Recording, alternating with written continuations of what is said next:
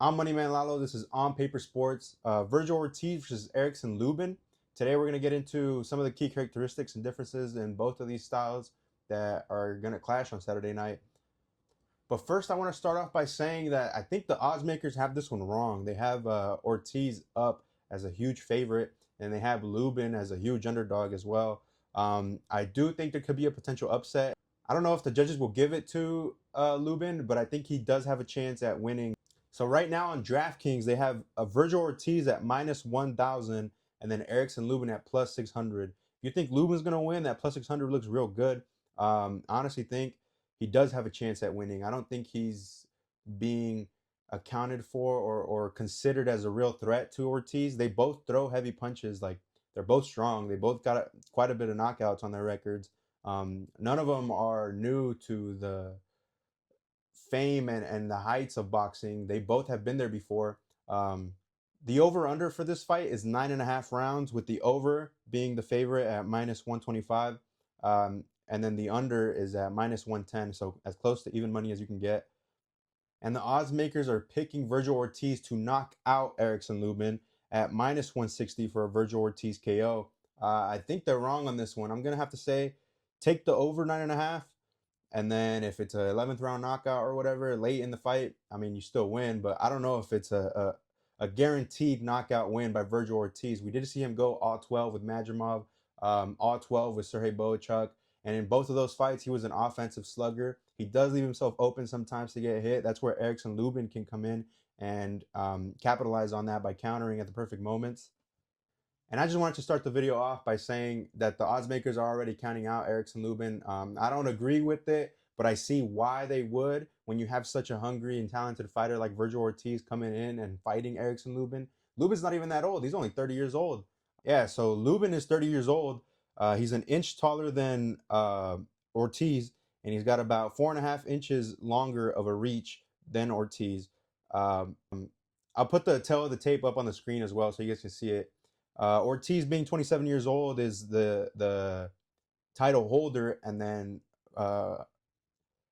Erickson Lubin, being 30, is the title challenger. They're both close in height. Ortiz is 5'10", Lubin is 5'11".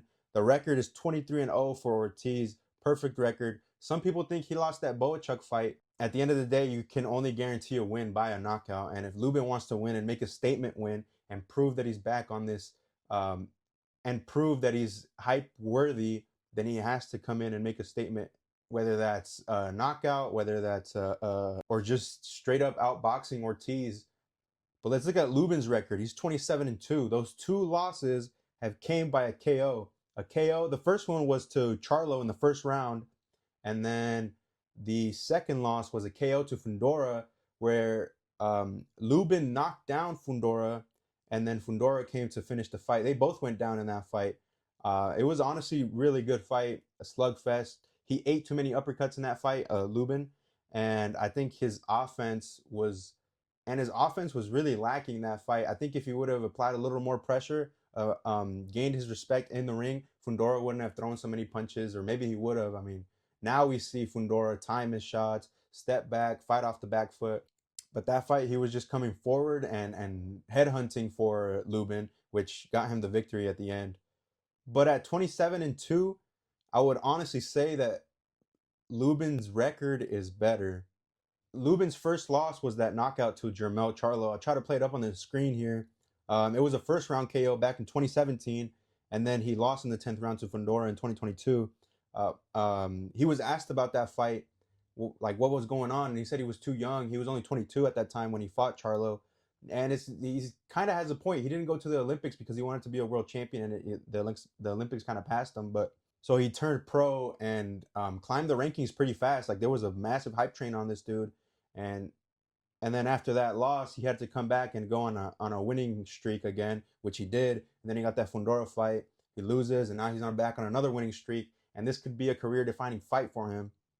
This wouldn't be the first time Lubin fights an offensive heavy slugger.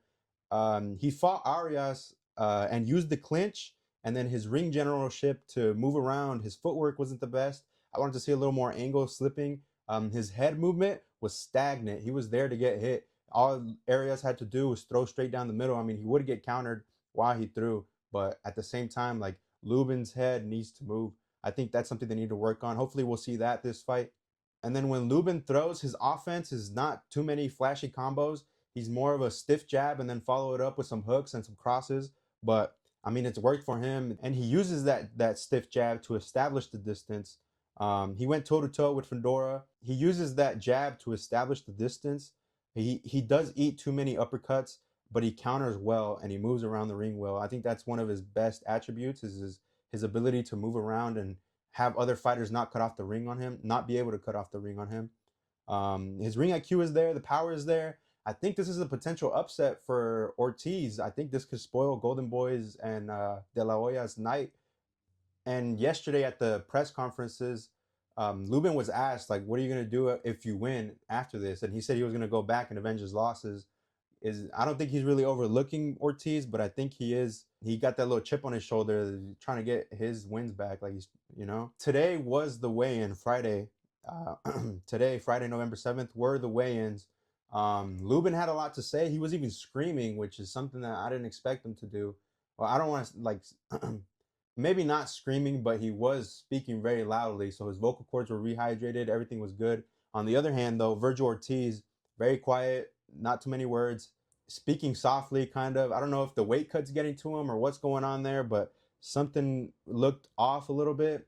But I expect Ortiz to recover and come in and do what he has to do this fight. And there's another huge factor considering Lubin in this fight, and that's his hunger. His hunger. He was talking about he feels underachieved yesterday, and how he would avenge his losses if he does get a win tomorrow night. He would go after Fedora at 154. He feels like he's matured a lot. But yeah, that hunger is there, and Virgil needs to watch out for that one. I feel like he's coming in and fighting like somebody who has nothing to lose. Lubin hasn't really been in boring fights. He's an exciting fighter. He fights offensive. He's strong. He got the KOs. He's got the wins. He's got the resume. The only thing he doesn't really have is the trash talking and stuff to make him a super popular fighter that's like Rollies or Ryan. The PBC would that PBC could get behind and promote as one of their top stars and pay-per-view worthy stars. That's really the only thing he doesn't have, but everything else is there boxing wise. His technicality is there, his power, his speed, his precision, his timing, everything else is there. Now, for Virgil Ortiz, he is trained by Robert Garcia. He's got the 2 huge wins over Sergey Boachuk and Majimov. These are pretty recent ones within the last 3-4 years. He is an offensive slugger. He also knows how to box. He does have great head movement. He's got decent footwork. And he's got a big chin. It's been tested by Majimov. It's been tested by Boachuk. And I think him and Lubin are kind of the same style of fighters. They both fight with that stiff jab, and then they throw some heavy hooks. But the only difference between these two is Ortiz throws more combinations than Lubin does. And Ortiz's timing is way better than Lubin's. I think that's what's going to make the difference this fight is the timing and the combinations and the offensive pressure. If Lubin can't escape and use the ring to back out of the pressure, and he's going to get caught with those big shots that Ortiz is going to shoot. Now, Ortiz uses a high guard defense, but that's okay because Lubin can go to the body. But Ortiz also goes to the body. He's a real Mexican fighter. He shoots for the body, chops you down, and then he'll go for the head at the end. He's got that classic Mexican style. And then the one critique I do have for Ortiz is at 154, man, you got to have a little more angles, a little more footwork. But maybe he doesn't need it because that power is just enough. I mean, it works for his style. It works for all his opponents that he's been fighting. He was able to cut off the ring versus Majimov. And Majimov was pushing him back as well. So that fight, I think, is his best win. And another similarity between the two is they both take uppercuts. That's like one of their weaknesses. I think a lot of fighters have a weakness for uppercuts, but these two in general have eaten too many, in my opinion. They got to start blocking or moving that head back. They got to keep a little more distance, something to just not eat those uppercuts. All it takes is one guy to hit you perfect on that uppercut, lights out. But Ortiz can't take damage. On the other hand, Lubin, we've seen him take damage as well, but those usually end, or both times he took damage, they ended in a KO. But what's my prediction? I know I've been saying this is a potential upset for Lubin to come out and win and spoil Virgil Ortiz's night. But realistically, I think Ortiz's pressure and his timing is going to be too much for Lubin to escape. He might try to throw in between Ortiz's punches, and after a few rounds, Ortiz is going to be able to notice this. So I'm gonna go ahead and say around 11 KO. Yeah, around. I think around 11 KO, and Ortiz is still the champion, um, which would set him up for that Boots fight. Although I'm not picking Lubin to win, I don't think he's washed or worn out or damaged goods. Like, no, Lubin is still a good fight. And I think Saturday night he's gonna come out and have a career defining performance. Even if he loses, I think this will kind of elevate him and put him up versus those big names. I don't think he retires after this fight. I know he said he feels underachieved and stuff, but that aggressiveness, that chip on his shoulder might make him do that. Hot headedness will probably be the reason why he loses this fight. Going out and swinging and slugging it out with Ortiz doesn't end well for anybody since he's undefeated.